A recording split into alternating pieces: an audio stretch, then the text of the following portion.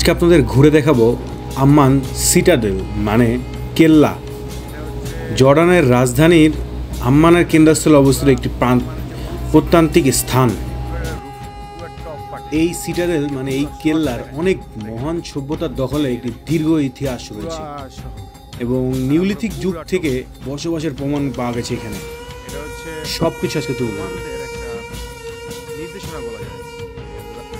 এবং এই পাহাড়ের এল আকৃতির পাহাড়ের চূড়া থেকে রোমানদের আরও একটি নিদর্শন, রোমান থিয়েটার, যেখানে রোমানদের সাংস্কৃতিক সব প্রকার অনুষ্ঠিত, সেটাও খুব কাছেই মনে হয় দেখতে, বাট এটা অনেক দূরে। 1200 খ্রিস্টাব্দের কিছু সময় পরে পাহাড়টি আমন রাজের রাজধানী হিসেবে গড়ে ওঠে এবং এখান থেকেই এর শুরুটা। কয়েক শতাব্দের কয়েক সাম্রাজ্য এখানে বহন করছে। প্রথমত নব আসিরিয়ান সাম্রাজ্য, নব বেবিলিয়ন সাম্রাজ্য এবং সর্বশেষ রোমান সাম্রাজ্য এখানে করে।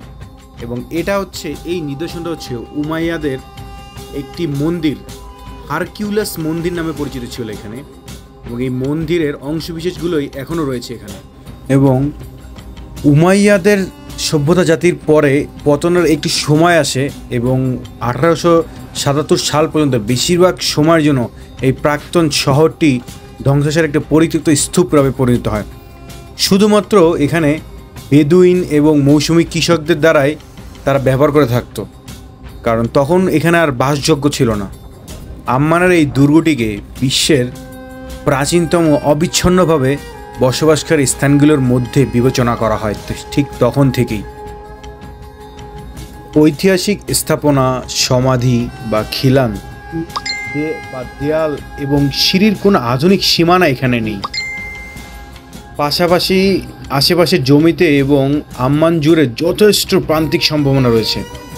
এটা এতটাই স্থানগুলো অবিচ্ছিন্নভাবে রয়েছে, এখন পর্যন্ত কোনো আকৃতি বা কোনো সীমানা এখানে পরিপূর্ণভাবে নেই।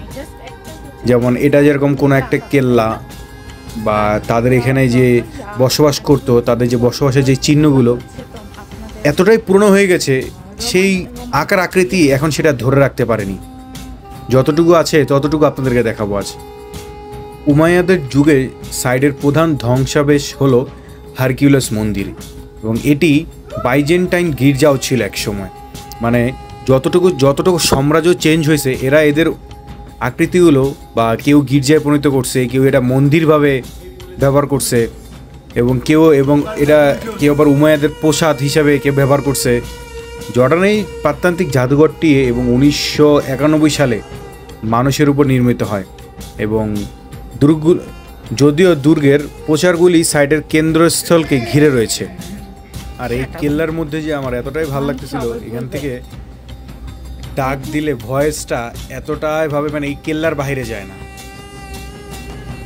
এবং 1920 সাল থেকে বিভিন্ন প্রত্যান্তিকরা বিভিন্ন দেশের লাইক ইতালির, ব্রিটিশ, ফ্রান্স এবং জর্ডানের প্রকল্পটি এখনও মানুষকে দেখানোর জন্য তারা এই ধ্বংসস্তূপটা তুলে রেখেছে। আমি অবশ্যই বলবো, কেউ যদি জর্ডান শহরে আসেন, ওল্ড টাউনে আসেন, যারা ওল্ড টাউনে আসবেন তারা অবশ্যই একটু টাইম করে এই জায়গাটা ঘুরে ফেলবেন, তাহলে আমাদের সেই বিভিন্ন শতাব্দীর নিদর্শনগুলো আমরা দেখতে পাবো।